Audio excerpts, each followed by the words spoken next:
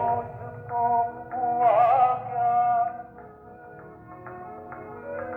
ये मुझको हुआ क्या, सवेरे सवेरे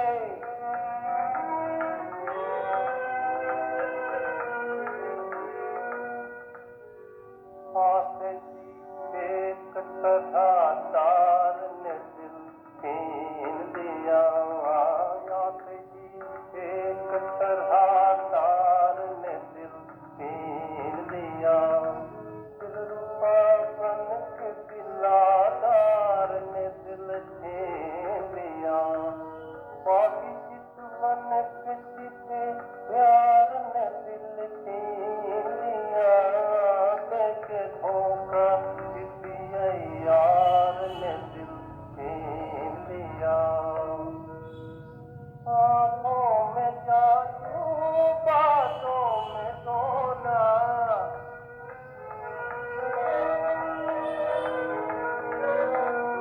आँखों में जादू बातों में सोना, पिया कैसा चरगा सवेरी सवेरी, पिया कैसा चरगा सवेरी सवेरी, ये कौन आज आया सवेरी सवेरी।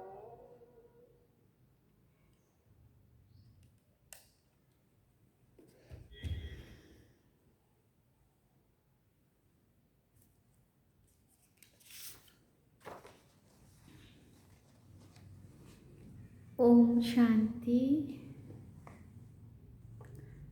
बाबा गुड मॉर्निंग। आज सेकेंड डे ऑफ 2025, 2 जनवरी 2025 के बाबा के महावाक्य हैं। बाबा ने सार में कहा, मीठे बच्चे, बाप का पार्ट एक्यूरेट है, वो अपने समय पर आते हैं, ज़रा भी फर्क नहीं पड़ सकता।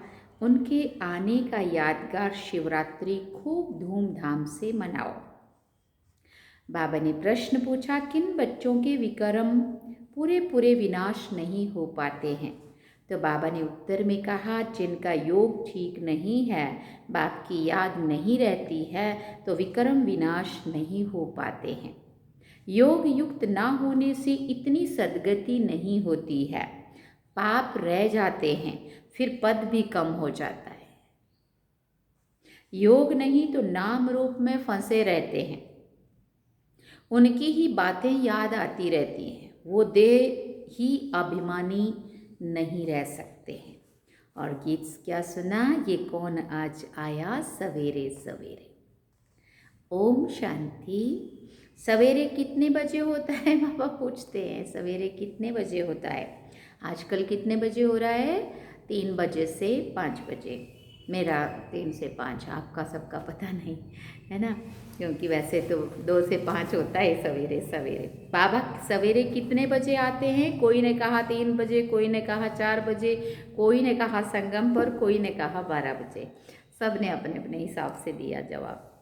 बाबा एक्यूरेट पूछते हैं, 12 को तो तुम सवेरा नहीं कह सकते हो, 12:01 हुआ, 1 मिनट हुआ तो AM अर्थात सवेरा शुरू हुआ। ये बिल्कुल सवेरा है। ड्रामा में इनका पार्ट बिल्कुल एक्यूरेट है। सेकंड की भी देरी नहीं हो सकती है, ये ड्रामा अनादि बना हुआ है। 12:01 जब तक नहीं हुआ है तो AM नहीं कहेंगे, ये बेहद की बात है। बाप कहते मैं आता हूँ सवेरे सवेरे। विलायत वालों का AM PM एक्यूरेट चलता है, उन्होंने बुद्धि फिर भी अच्छी है। बाबा कहते वो इतना सतो प्रधान भी नहीं बनते हैं तो तमो प्रधान भी नहीं बनते हैं। भारतवासी ही 100% सतो प्रधान, फिर 100% तमो प्रधान बनते हैं। तो बाप बड़ा एक्यूरेट है। सवेरे अर्थात 12:01 का हिसाब नहीं रखते हैं। सेकंड पास होने में मालूम भी नहीं पड़ता है, टिक हुई और सेकंड भी था। अब ये बातें तुम बच्चे ही समझते हो, दुनिया तो बिल्कुल घोर अंधियारे में है। बाप को सभी भक्त दुख में याद करते हैं। पतित पावन आओ, परंतु वो कौन है, कब आते हैं, ये कुछ भी नहीं जानते हैं। मनुष्य होते हुए एक्यूरेट कुछ नहीं जानते हैं, क्योंकि पतित तमो प्रधान है। काम भी कितना तमो प्रधान है। अभी बेहद का बाप ऑर्डिनेंस निकालते हैं, बच्चे काम जीत बनो। अगर अभी पवित्र नहीं बनेंगे तो विनाश को पाएंगे। तुम पवित्र बनने से अविनाशी पद को पाएंगे। तुम राजयोग सीख रहे हो ना। स्लोगन में भी लिखते हैं बी होली बी योगी। वास्तव में लिखना चाहिए बी राजयोगी। योगी तो कॉमन अक्षर है, वो लोग भी करते हैं योग। ब्रह्म से योग लगाते हैं, वो भी योगी ठहरे।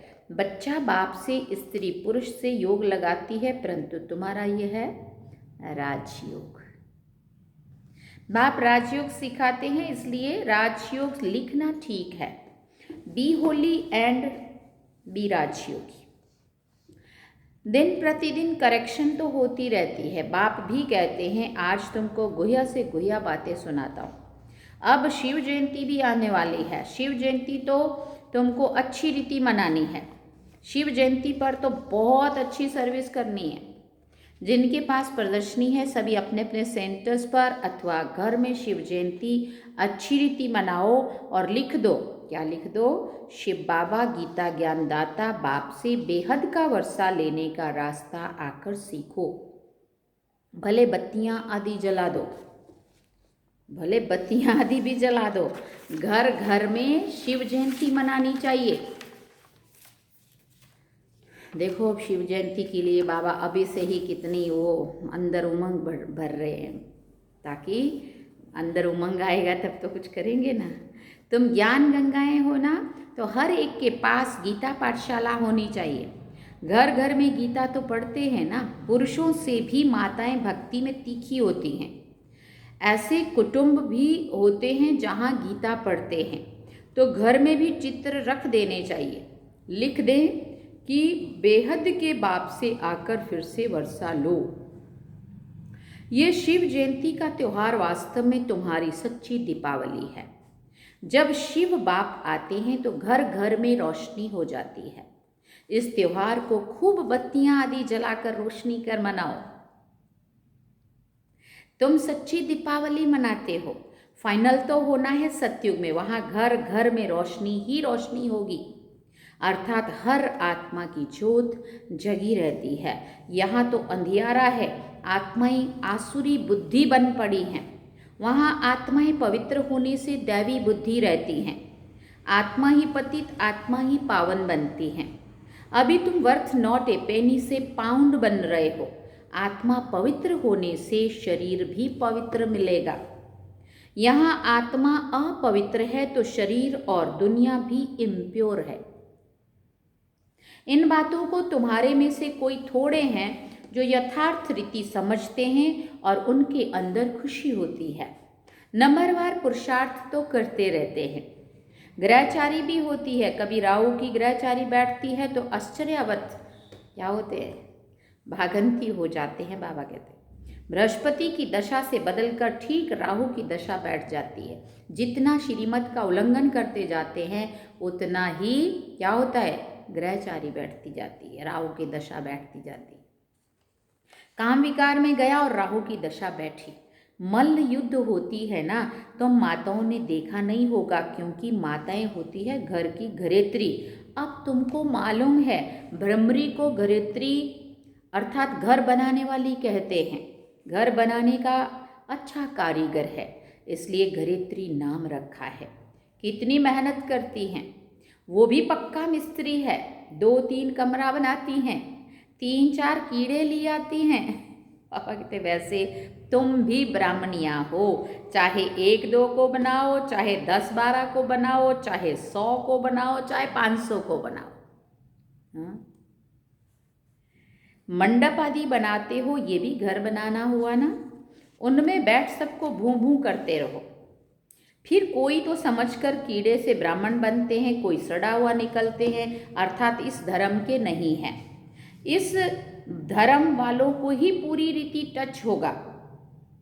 तुम तो फिर भी मनुष्य हो ना। तुम्हारी ताकत उनसे ब्रह्मरी से उनसे मना, उनसे तो जास्ती है। तुम 2000 के बीच में भी भाषण कर सकते हो। फिर बाबा ने कहा आगे चलकर 4-5 हज़ार की सभा में भी तुम जाएंगे। ये बाबा ने तब कहा था। आज 3-4-5 हज़ार तो क्या, आज लाखों की सभा में भी बाबा के बच्चे जा कर के, हमारी दीदियाँ, हमारी दादियाँ, सब ने बड़ी बड़ी सभाओं को संबोधित किया है। भ्रमरी की भेंट तुम्हारे से है। आजकल सन्यासी लोग भी बाहर विदेशों में जाकर कहते हैं हम भारत का प्राचीन राजयोग सिखाते हैं। आजकल माताएं भी गेरू कफनी पहनकर जाती हैं, फॉरेनर्स को ठग कर आती हैं बाबा कहते हैं, तो उनको कहती हैं भारत का प्राचीन योग राजयोग भारत में चलकर सीखो। तुम ऐसे थोड़ी कहेंगे कि भारत में चलकर सीखो, तुम तो फॉरेन में जाएंगे तो वहाँ ही बैठकर समझाएंगे। ये तब कहा था बाबा ने, 69 के पहले की मुरली है। और आज कितने देशों में हो गया देखो। भारत के बाहर भी 140 देश कम होते हैं क्या? तो बाबा ने कहा था तुम तो फॉरेन में जाकर वहाँ ही बैठकर समझाएंगे। हमारी दीदियाँ, हमारे बड़े, हमारी बहनें जो विदेश में बैठकर इतनी अच्छी सेवाएं कर रही हैं, और इतनी मुश्किल सेवाएं हैं तो भी बहुत मेहनत कर रहे हैं। ये राजयोग सीखो तो स्वर्ग में तुम्हारा जन्म हो जाएगा। इसमें कपड़ा आदि बदलने की भी बात नहीं है। विदेशों में तो सफ़ेद कपड़ा को भी ऐसा वो नहीं देते हैं। हाँ, इतना गॉड शब्द भी नहीं बोल सकते, झंडा भी नहीं लगा सकते, बोर्ड भी नहीं लगा सकते। बहुत टफ है बाबा की सेवा करना। भारत में तो बहुत ईजी है। इसी हिसाब से यहाँ ही दे के सब संबंध भूल अपने को आत्मा समझ बाप को याद करो। बाप ही लिबरेटर गाइड हैं, सबको दुख से लिबरेट करते हैं। अभी तुमको सत्तो प्रधान बनाना है। तुम पहले गोल्डन एज में थे, अब आयरन एज में हो। सारी वर्ड्स, सभी धर्म वाले आयरन एज में है। कोई भी धर्म वाला मिले तो उनको कहना, क्या कहना है? उनको कहना है बाप कहते हैं अपने को आत्मा समझ, मुझे याद करो तो तुम पावन बन जाएंगे। फिर मैं साथ ले जाऊंगा। बस इतना ही बोलो, जास्ती नहीं। ये तो बहुत सहज है, तुम्हारे शास्त्रों में भी है कि घर घर में संदेश दिया। कोई एक रह गया तो उसने उलाना दिया, मुझे कोई ने बताया नहीं। बाप आए हैं तो पूरा ढिंडोरा पीटना चाहिए। क्या होना चाहिए? पूरा ढिंडोरा, आवाज फैलना चाहिए चारों ओर। एक दिन जरूर सबको पता पड़ेगा कि बाप आए हैं शांति धाम, सुख धाम का वर्षा देने। बरोबर जब डीटिज्म था तो और कोई भी धर्म नहीं था, सभी शांति धाम में थे। ऐसे ऐसे ख्यालात चलने चाहिए, स्लोगन बनाने चाहिए। बाप कहते हैं देह सहित सब संबंधों को छोड़ो, अपने को आत्मा समझ मुझ बाप को याद करो तो आत्मा क्या होगा? पवित्र बन जाएगी। अभी आत्माएं अपवित्र हैं। अभी सबको पवित्र बनाए बाप गाइड बन वापिस ले जाएंगे। सब अपने अपने सेक्शन में चले जाएंगे। फिर डीटी धर्म वाले नंबरवार आएंगे। कितना सहज है ये, तो बुद्धि में धारणा होनी चाहिए। जो सर्विस करते हैं वो छिपे नहीं रह सकते हैं। डिस सर्विस करने वाले भी छिपे नहीं रह सकते, है ना। जिन्होंने श्रीमत का उल्लंघन करके एंटी पार्टी बनना है वो भी छिपे नहीं रह सकते। उनका भी पता तो चलता ही है ना ये क्या कर रहे हैं। सर्विसेबल को तो बुलाते हैं, जो कुछ भी ज्ञान नहीं सुना सकते उनको थोड़ी बुलाएंगे। वो तो और ही नाम बदनाम कर देंगे। कहेंगे बीके ऐसे होते हैं क्या, पूरा रिस्पॉन्ड नहीं करते हैं तो बदनाम हुआ ना। शिव बाबा का नाम बदनाम करने वाले ऊंच पद पा ना सकें। जैसे यहाँ भी कोई तो करोड़पति हैं, पद्मपति भी हैं, कोई तो देखो भूख मर रहे। ऐसे बैगर्स भी आकर प्रिंस बनेंगे। अभी तुम बच्चे ही जानते हो, वही श्री कृष्ण जो स्वर्ग का प्रिंस था, फिर वो बैगर बनते हैं, फिर बैगर 2 प्रिंस बनेंगे। ये बैगर थे ना, थोड़ा बहुत कमाया, बहुत, वो भी तुम बच्चों के लिए, नहीं तो तुम्हारी संभाल कैसे हो। ये सब बातें शास्त्रों में थोड़ी है। शिव बाबा ही आकर बतलाते हैं। बरोबर ये गांव का छोरा था, नाम कोई श्री कृष्ण नहीं था। ये आत्मा की बात है, इसलिए मनुष्य मूंझे हुए। तो बाबा ने समझाया, शिव जयंती पर हर एक घर घर में चित्रों पर सर्विस करो। लिख दें कि बेहद के बाप से 21 जन्मों के लिए स्वर्ग की बादशाही सेकंड में कैसे मिलती है, सो आकर समझो। जैसे दिवाली पर मनुष्य बहुत दुकान निकाल बैठते हैं, तुमको फिर अविनाशी ज्ञान रत्नों का दुकान निकाल कर बैठना है। सुना, तुम्हारा कितना अच्छा सजाया हुआ दुकान होगा। मनुष्य दिवाली पर करते हैं, तुम शिव जयंती पर करो। जो शिव बाबा सबके दीप जगाते हैं, तुमको विश्व का मालिक बनाते हैं। वो तो लक्ष्मी से विनाशी धन मांगते हैं और यहाँ जगत अम्बा से तुमको विश्व की बादशाही मिलती है। ये राज बाप समझाते हैं। बाबा कोई शास्त्र थोड़ी उठाते हैं। बाबा कहते हैं मैं नॉलेजफुल हूँ ना। हाँ, ये जानते हैं फलाने फलाने बच्चे सर्विस बहुत अच्छी करते हैं, इसलिए याद पड़ती है। बाकी ऐसे नहीं कि एक एक के अंदर को बैठकर जानता हूँ। हाँ, कोई समय पता पड़ जाता है, ये पतित है, शक पड़ता है, उनकी शक्ल ही मायूस हो जाती है, तो ऊपर से बाबा भी कहलाकर भेजता है, इनसे पूछो, ये भी ड्रामा में नूंद है। जो कोई कोई के लिए बताते हैं, बाकी ऐसे नहीं कि सबके लिए बताएंगे। तो ऐसे ढेर हैं काला, जो काला मुंह करते हैं, जो करेंगे सो अपना ही नुकसान करेंगे। सच बतलाने से कुछ फायदा होगा, नहीं बताने से और ही नुकसान करेंगे। समझना चाहिए बाबा हमको गोरा बनाने आए हैं और हम फिर काला मुंह कर लेते हैं। ये है ही कांटों की दुनिया, ह्यूमन कांटे। ह्यूमन कांटे माना मनुष्य जो कांटों की तरह चुभ रहे हैं अपने कर्मों से, बोल से, व्यवहार से, कर्म से, सब चीज से। सत्य को कहा जाता है गार्डन ऑफ अल्लाह और ये है forest.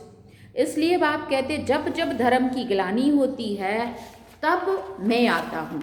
First number Shri Krishna देखो, फिर 84 जन्मों के बाद कैसा बन जाता है। अभी सब हैं तमो प्रधान, आपस में लड़ते रहते हैं। ये सब ड्रामा में नूंद है, फिर स्वर्ग में ये कुछ नहीं होगा। पॉइंट्स तो ढेर की ढेर है, नोट करनी चाहिए। जैसे बैरिस्टर लोग भी पॉइंट्स का बुक रखते हैं ना, डॉक्टर लोग भी किताब रखते हैं, उसमें देखकर दवाई देते हैं। तो बच्चों को भी कितनी अच्छी रीति पढ़ना चाहिए, सर्विस करनी चाहिए। बाबा ने नंबर 1 मंत्र दिया है, मन मना भव। बाप और वर्षे को याद करो तो स्वर्ग के मालिक बन जाएंगे। शिव जयंती मनाते हैं, परंतु शिव बाबा ने क्या किया, जरूर स्वर्ग का वर्षा दिया होगा ना। उसको 5000 वर्ष हुए, स्वर्ग से नरक, नरक से स्वर्ग बनेगा। बाप समझाते हैं बच्चे योग युक्त बनो तो तुम्हें हर बात अच्छी तरह से समझ में आएगी, परंतु योग ठीक नहीं है, बाप की याद नहीं रहती है, तो कुछ भी समझ नहीं सकते हैं, विक्रम भी विनाश नहीं हो पाते। योग युक्त ना होने से इतनी सदगति भी नहीं होती है, पाप रह जाते हैं, आत्मा मैली रह जाती है, फिर पद भी कम हो जाता है। बहुत हैं, योग कुछ भी नहीं है, नाम रूप में फंसे रहते हैं, उनकी ही याद आती रहेगी तो विक्रम विनाश कैसे होंगे। बाबा कहते हैं देही अभिमानी बनो। अच्छा, मीठे मीठे सिकिल दे बच्चों प्रति माता पिता बाप दादा का याद प्यार और गुड मॉर्निंग।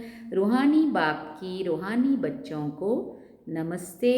हम रूहानी बच्चों की रूहानी माता पिता बाप दादा को दिलवा जान सिकवा प्रेम से याद प्यार, गुड मॉर्निंग, नमस्ते, थैंक यू बाबा, शुक्रिया बाबा। अवधारणा के लिए मुख्य सार है, पहला पॉइंट, शिव जयंती पर अविनाशी ज्ञान रत्नों का दुकान निकालकर सेवा करनी है। घर घर में रोशनी कर सबको बाप का परिचय देना है। दूसरी बात, सच्चे बाप से सच्चा होकर रहना है, कोई भी विक्रम करके छिपाना नहीं है। ऐसा योग युक्त बनना है जो कोई भी पाप रह ना जाए, किसी के भी नाम रूप में नहीं फंसना है। वरदान में बाबा ने कहा, मैंपन के भान को मिटाने वाले ब्रह्मा बाप समान श्रेष्ठ त्यागी भव। मैंपन के भान को मिटाने वाले ब्रह्मा बाप समान श्रेष्ठ त्यागी भव। संबंध का त्याग, वैभवों का त्याग कोई बड़ी बात नहीं है, लेकिन हर कार्य में संकल्प में भी औरों को आगे रखने की भावना रखना, अर्थात अपनेपन को मिटा देना, पहले आप करना, ये है श्रेष्ठ त्याग। इसे ही कहा जाता है स्वयं के भान को मिटा देना। जैसे ब्रह्मा बाप ने सदा बच्चों को आगे रखा, मैं आगे रहूं, इसमें भी सदा त्यागी रहे। इसी त्याग के कारण सबसे आगे अर्थात नंबर 1 में जाने का फल मिला। तो फॉलो फादर।